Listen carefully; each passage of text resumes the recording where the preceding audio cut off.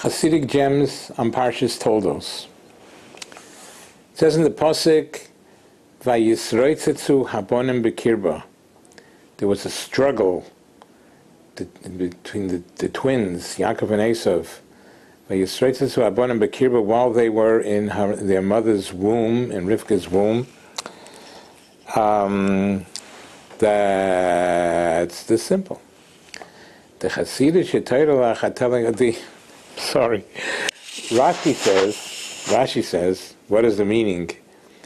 Vayisroitzetzu habonim bekirba. Vayisroitzetzu comes from the word of rotz. They were running. Whenever Rivka walked by the Beis Medrash of Shem ve'Eva, the yeshiva of Shem ve'Eva, Yaakov rotz mefarches Toldos6. Yaakov was rushing. He wanted to run out. He wanted to get out already. He wanted to get out to go to the yeshiva. That's what Rashi says. And the Chassidic question is, why does Yaakov want to run out to the yeshiva? He's sitting and learning with a malach, with an angel, in the womb of his mother. Every person learns with a womb, learns with an angel in the womb of their mother. So why is he running to go out? So there are three answers. One, the first is Harav HaKodesh Rabbi Yitzchok Mivorka says, Yaakov was running to leave his mother's womb even though he was learning with a malach because he didn't want to have a neighbor like Esav. Harchek mishochen ra. You have to stay away from a bad neighbor, because a bad neighbor is only going to bring bad influences. So it's worth it to sacrifice learning with a malach, just not to be influenced from the evil of the neighbor. Another possibility is that Yaakov Avinu was trying to run out, was pushing to run out when she walked, when Rivka passed the Beis Medrash of Shem ve'Eva, because he wanted to go out and help others. He wanted to go out and teach others. He wanted to go out to be makar of others, because that's our obligation in life. That's our duty. And he wanted to do that. Now, this past Shabbos, we had a guest, a lady, a woman who was an attorney from Manhattan, and she heard me say this, and she came and asked me a bombshell. She asked me a great question. She says, if the reason he wanted to leave was because he wanted to go out and be makarev and help other people become more frum, her question is, she had Esav right there. Yaakov could have worked on Esav. So that can't be the reason. That can't be the reason. Then we had a third possibility, that the reason that he wanted to leave, Yaakov wanted to leave, was because he wanted to harave in learning, which means he wanted to work it out himself. He wanted he didn't want to be spoon-fed. He wanted to learn the right way, where you have to work it out yourself, and with amelus, with toil, and that's the right way. And we should learn from here. We should learn from here that it's worth it to sacrifice being close, even learning Torah with a malach, rather than to be a neighbor, to be under the influence of a bad neighbor, to live near a bad neighbor. That's a musar haskel we should apply to ourselves. And we also should apply to ourselves the second thought that we said, even though this lady guest that we had asked a bombshell on it, but it's also a truth that maybe he wanted to leave, go away from a malach, even go away from a malach because he wanted to do for Yiddishkeit, even though the question is very strong. And the third way is also a truism, that we have to try to work ourselves, not to let ourselves be spoon-fed. Okay, the same Rashi says, new point, that when Rivki Imenu walked by the Beis Medrash of Shem Ve'eva, Yaakov wanted to go out. When she was Iveres al Pischei Avodas Kechavim, Rashi says, when she passed by church, where they worship Avodah Zarah, Esav was pushing to go out. Question, Chassidic question. Look, Yaakov couldn't get out because Esav was blocking him. Esav was the Bechor. Esav was closer to the outside. But who stopped Esav from going out? Why couldn't Esav just go out? Why couldn't Esav go out? There was nobody blocking him. Comes along Harav HaKodesh Rabbi Yecheskel Mikuzmir and says that Esav was so wicked, he didn't want to go out because his main intention was to stop Yaakov from going out to learn Torah, to stop Yaakov's going out to Torah. He was so wicked, he could have gone out. He sacrificed his own desires in order to stop Yaakov from going out. Okay, that's with that Rashi. Then we're going to continue. The Pasuk says that Mime'ayech Yiporedu, from the womb they were different. Yaakov was the tzaddik and Esav was the rasha. They were already separated Mime'ayech from the womb. The truth is that Me'ayech means from the intestines they were separated. So the Chassidic Torah are saying like this, and this is called the dietetic pshat. That from the intestines they were separated, because if a person eats too much and drinks too much and puts too much food into his intestines, yiporedu, that will cause a pirud, that will cause him to separate, to not be close to Hashem.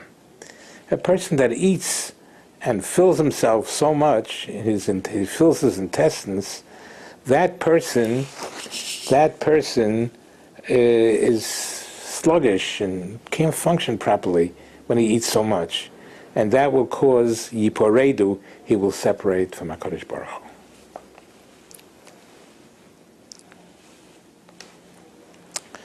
The pasuk continues. Vayehav Yitzchak as Esav, as we were speaking about before.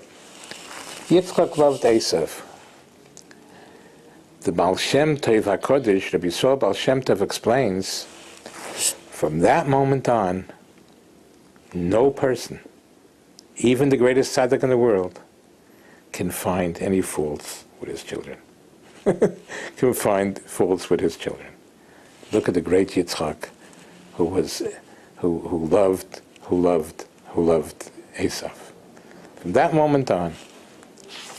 Okay, we're going to continue. Halitani, he came in, Esav came in exhausted from the fields.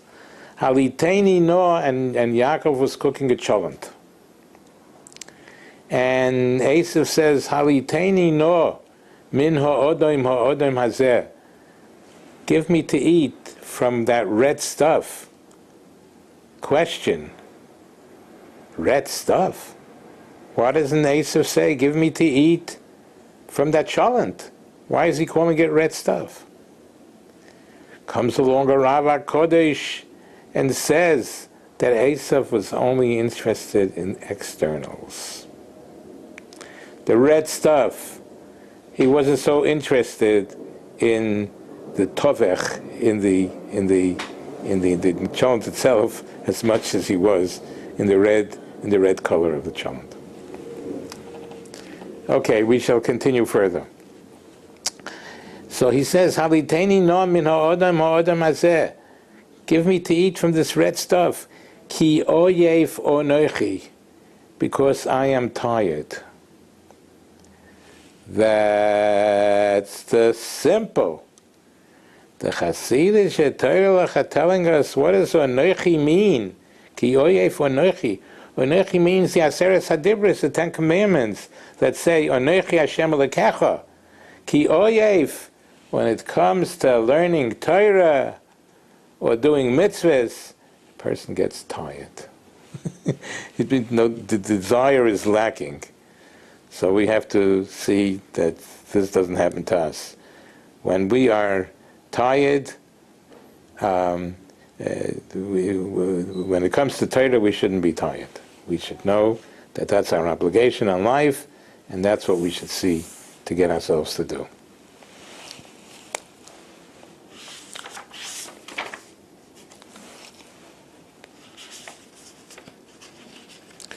Okay, one more. So the Torah continues in Parshas Toldos about Avimelech came and wanted to make a pact with Yitzchak Avinu. And the Pasuk says, Yitzchak Avinu says to Avimelech, he says, what do you want? What are you coming to me for? You hate me. You hate me. Kiseneisim, I see, the Pasuk says. He says, no.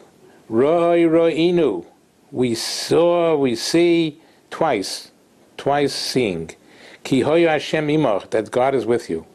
What's the twice? So Rashi says, one, we see that God was with your father, Roi, and we see that God is with you. That's the simple. The Chassidic Torah Lachorav HaKodesh, Reb Menachem Mendel Mivorka, says a really deep, important Musar from a Chassid. Musar from a Chassid.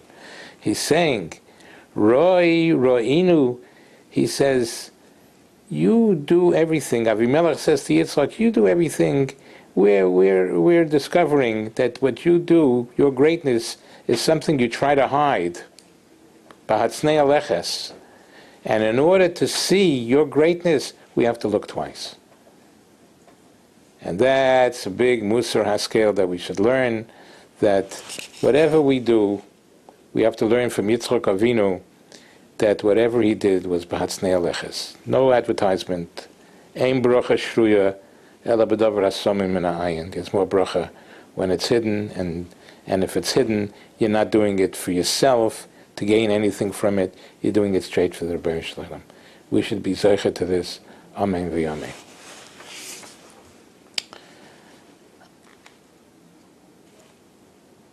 Okay, a sikum of the Hashkafas HaTorah that we could learn from the Chassidic gems. We learned that we learned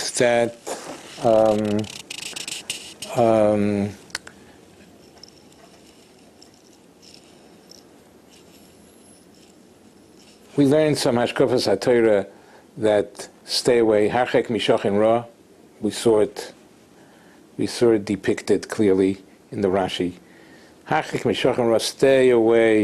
Stay away from bad neighbors. They'll only influence you to do wrong things. Even if you're going to lose out in Torah, you have to stay away from them. We learned also that the obligation of every single Jew is to go out and be makar of people to Yiddishkeit. Lilmeid ulalamed. We have to learn, and we have to go out and do and teach and try our best to bring more people to Yiddishkeit.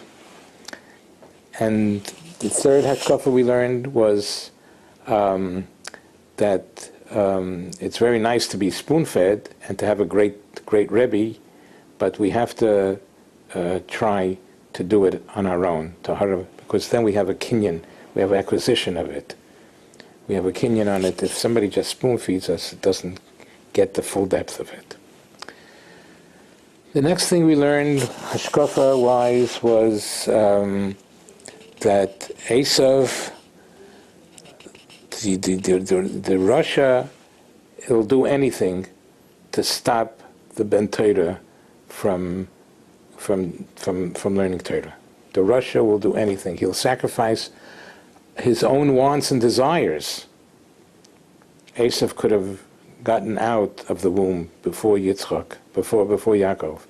He only stayed there to block Yaakov Avinu. So the hashkafa is that no matter a Rasha, be careful from a Rasha. He'll do anything and sacrifice his own desires and wants just to stop you from learning Torah and doing mitzvahs. We also learned that overeating, filling your intestines, will only take us away from being able to serve Hashem. We will not be able to function properly. We will be sluggish. We will not. It's not. Besides the fact that it's unhealthy, but it will separate us from being an Oived Hashem. Yiporedu, from the intestines. Yiporedu, we will separate ourselves from Hashem. We also learned that even a tzaddik gomer, even a tzaddik can see evil, cannot see any evil in his son who's doing things wrong. His son is evil, but he can't see it. Even a tzaddik, and that's what we spoke about before too.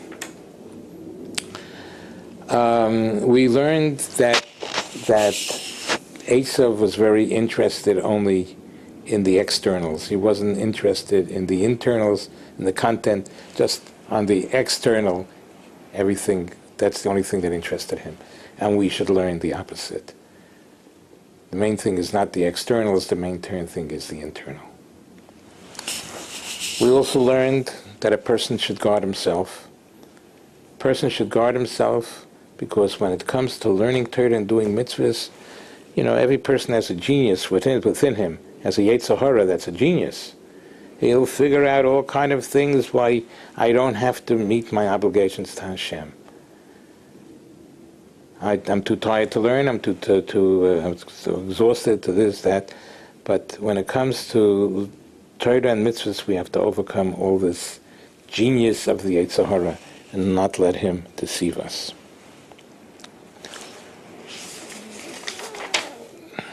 We also learned that the proper way to serve Hashem is not to advertise and not to show off and not to do things for other people to hear, to see, oh, look how frum this person is. No, it's between me and Hashem.